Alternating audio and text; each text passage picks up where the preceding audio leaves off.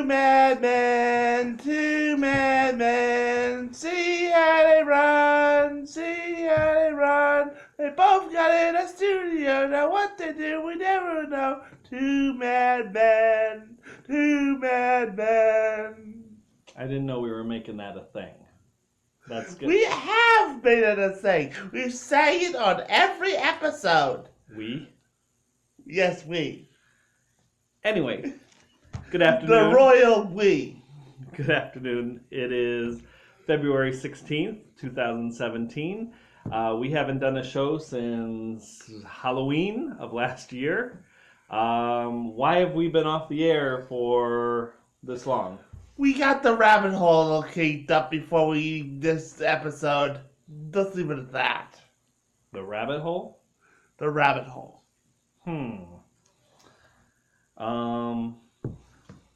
Okay, we'll leave it at that.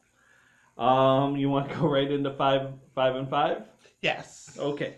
So this episode we're gonna do our 5 favorite cartoon characters. I thought it was anime. Yeah. Well, you're wrong. We changed that. It's gonna be 5 cartoon characters. I'm gonna do my 5 first. I have a whole different set of cartoon characters. If it was cartoon characters, you would have had me put the SWAT cats down. Why don't we stick with what we got?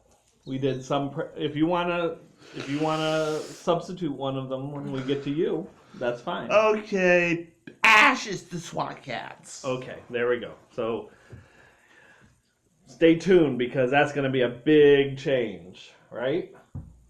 Okay. So my top 5. You ready? Yes. Because you have to remark on all mine. Number 5 is Lion-O from the Thundercats. You chose the Thundercats? I chose Lion-O. Okay, the prepubescent teen who gets turned into an adult. Yes, this is not anywhere confusing. Okay, I got one for you now. I don't know if you know this one. Daria from Beavis and Butthead. She used to have her own show called Daria. Okay. Anything from Beavis and Butthead is, again, a little lowbrow for me. I don't watch Beavis and Butthead, so I don't watch Beavis and Butthead related. Okay. Anyway, she was a snarky teenage girl. Kind of like me. You're a girl? Anyway. Buttercup from the Powerpuff Girls. Oh! Spice! Pretty much. And the only one in him refuses the didn't want to wear a skirt in Powerpuff Girls Z. Her weapon is a hammer. I did not know that. Yes, Bubbles was a bubble wand. But Blossom was a yo-yo. And Hammer was the big old hammer was Buttercup. Okay. My number 2 is Goofy. How did I know Kingdom Hearts was going to be in Come over here? closer. Actually, it's not really Kingdom Hearts. It's from the Very Goofy movie and the Extremely Goofy movie.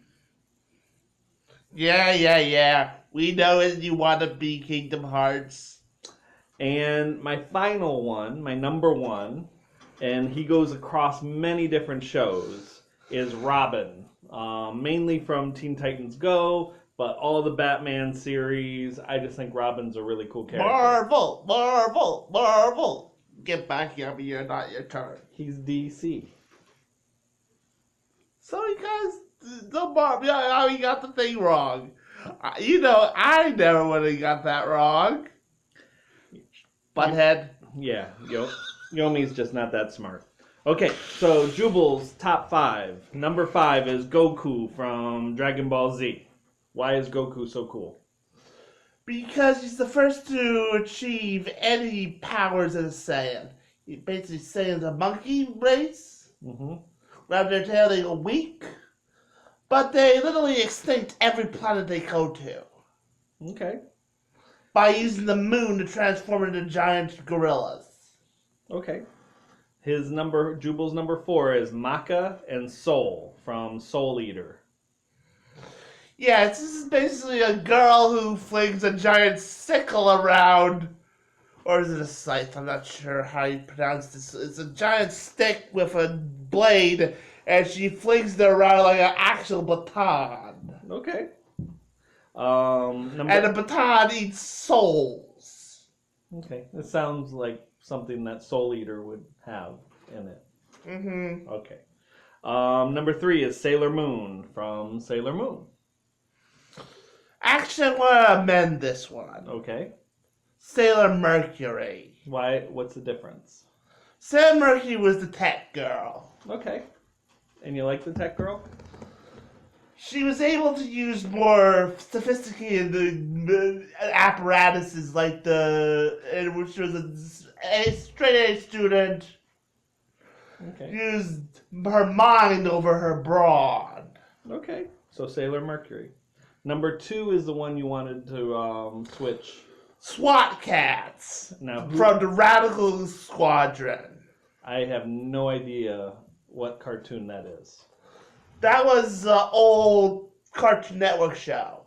Okay, and what was the name of the show? SWAT Cats Radical Squadron. And, They're anthropomorphic cats called T-Bone and Razor who messed up a government building and now forced to work in a junkyard where they found the parts to make their own jet.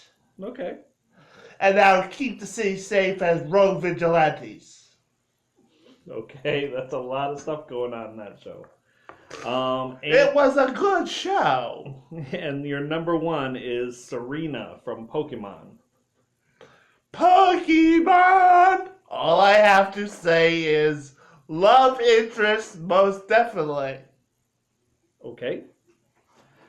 So that's it for our 5 for 5. You ready to bring Yomi out? Oh yeah! Yomi! Okay, so in one of our first episodes, we had a character named Papercut. He's a little paper golem, and he's been gone for, 2 episodes? Mm-hmm. And we think Yomi knows something about it. So can you talk to Yomi about this? Yomi, have you found any clue to what happened to Papercut? I found some shreds of paper in the disposal unit. The plot thickens. Yomi, how you know to pop Papercut and not some random piece of paper? I don't, but it had cut marks in it. Okay.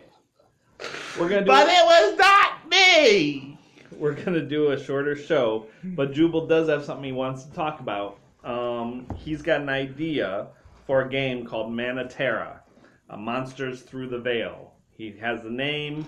It's a card game, kind of like like Yu-Gi-Oh! Yu-Gi-Oh, Magic the Gathering, even Pokemon, It's the card game. Based off of Yu-Gi-Oh! Highly, but it's got some few twists to it. So how Such as cost. Mm-hmm. Some monsters require no cost at all, causing mana to be restored when they're summoned. I hate to say this, but I think you have to explain what mana is in a No, I card don't. game. If you don't know what mana is, you have no business doing this part of the show. So sorry, I will not explain what the breadbasket of life is. So what makes your game different than, say, Yu-Gi-Oh? Monsters can be production value. Okay. Yu-Gi-Oh has attack and defense. Mm-hmm. I have a power called production. Mm-hmm. Each turn, each standby phase of monsters in production mode, you get to add mana to your storehouse. Okay. And what does that do for us? It allows you to summon more powerful monsters and cast more greater spells. Okay. So what do you have to do to complete this game, to get this game so it's I playable? need ideas. I need people to write in what their monsters' attack, defense, speed, and production are. Well, how about we just start with names and concepts of monsters? Yeah. Okay. So what we're going to do is connected to this video on our YouTube channel, in the comments, I will write an email address that you can send all your ideas for monsters. And these, let's give examples of a monster. Helpful imp. Let's try another monster. Give me another monster. Petite dragon. There we go. So Petite Dragon would have, we'll do the details of how much attack they have, how much production. No. I want their ideas on how much it's given.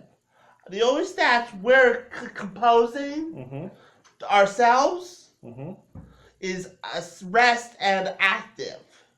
Okay. Well, what if they don't know that part because they've never played a game, but they have monster ideas in their head? Rest tells you how long the monster will stay inactive. Active is pretty much self-explanatory. Okay. So like I said, we will leave an email address in the comments section. And if you have any ideas for monsters, for Manatera, Monsters Through the Veil, Jubal will put them in his game and give you a partial writing credit. Right? Yes. Awesome. Do you have anything else to say for this episode? May the monsters be with you and the spells beside you. Wait, I'm beside you.